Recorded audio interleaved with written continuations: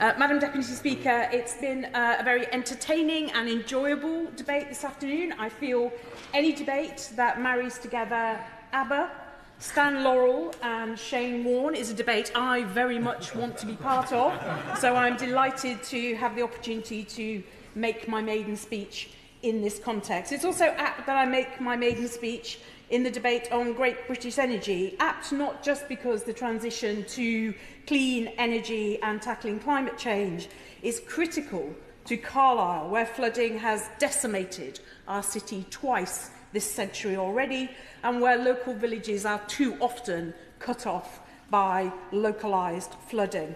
Apt not just because we need to remove the obstacles that stop Cumbria's farmers connecting their solar and wind farms, but also apt because people right across Carlisle and North Cumbria tell me that they are desperate to see that cut in their energy bills.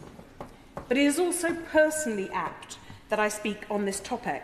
My great-grandfather, a Conservative alderman and councillor for Carlisle, was a man of unusually progressive thinking, and in 1909 he urged our city's industries to set aside coal and instead harness the hydroelectric power of our three rivers on which our great border city stand.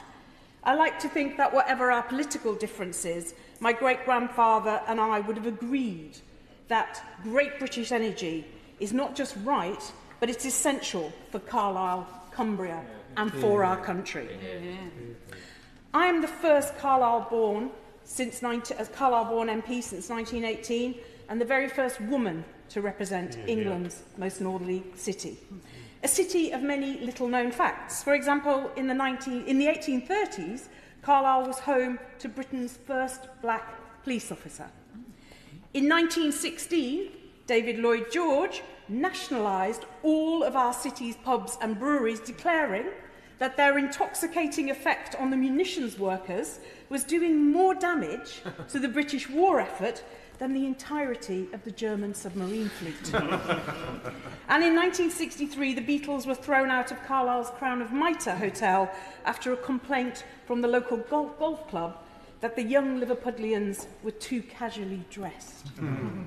My predecessor, John Stevenson, is himself a keen golfer, and I like to think that whilst he might be a stickler for the rules, he would have recognised the fledgling talent of the Fab Four and not been so hasty in demanding their removal. I say this because John was a passionate advocate for the potential of our young people and played an important role in securing the new Pears Medical School at the University of Cumbria, which will open its doors next year. In over 2,000 years of city history, the University of Cumbria is a relative newcomer, and its creation is testimony to the work of the last Labour MP for Carlisle, Eric Martlew, who did so much to secure a university for our city. I very much look forward to the opening of the new medical school and the contribution it will make to our government's mission to rebuild our NHS and train the next generation, like my own daughter, of homegrown doctors, nurses and paramedics. Yeah. My constituency lies between the Lake District and Hadrian's Wall.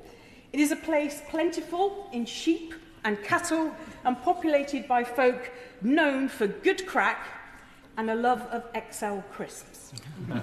For the uninitiated, the XL crisp is a savoury, cheesy, no onion delight whose availability in the catering outlets of this house I shall passionately campaign for. I shall also campaign for more critical matters such as the completion of our flood defences that were promised but not delivered by the last government, the rebuilding of NHS dentistry across North Cumbria and the growth of Carlisle's nighttime and visitor economies. Carlisle and North Cumbria already have much to offer visitors. Name me another UK city that can boast not only citadels, city walls and a Norman castle, but a Victorian railway station, a cathedral and original Turkish baths. And on this point I must declare an interest because I am the chair of the charity working towards the refurbishment and reopening of Carlisle's historic Turkish baths.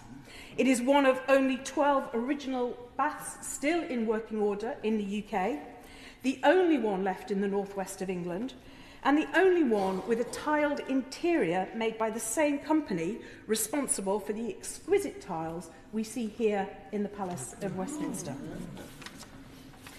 We are also blessed with a rich industrial heritage. Over the years, Carlisle has been a hub of food manufacturing. The sweet manufacturer Teasdale's, famous for their licorice nippets. Cavan and Gray, who produce not just any ready meals, but M&S ready meals. And of course, Carr's Biscuits, home of the table water and employer of generations of cracker packers. Madam Deputy Speaker, I could not be prouder to represent the city where I was born and raised, and I owe a debt to Robert Ferguson and Trinity Schools for helping a working-class child from Denton Home to become the first in her family to go to university. Without university, I would not have become involved in politics, and I would not have had the privilege of campaigning for John Smith, a great parliamentarian, to become leader of our party. Nor would I have realised the ambition of my distant cousin, Ernest Lothian, who was Labour's first parliamentary candidate for Carlisle back in 1918. In conclusion, and returning to my great-grandfather, in his words, at the opening of one of the bridges that crosses one of the rivers whose energy he sought to harness, he said, "Our job, as servants of our great border city, is to leave it a little better than we found it." And that, Madam Deputy Speaker, is the task I have set myself.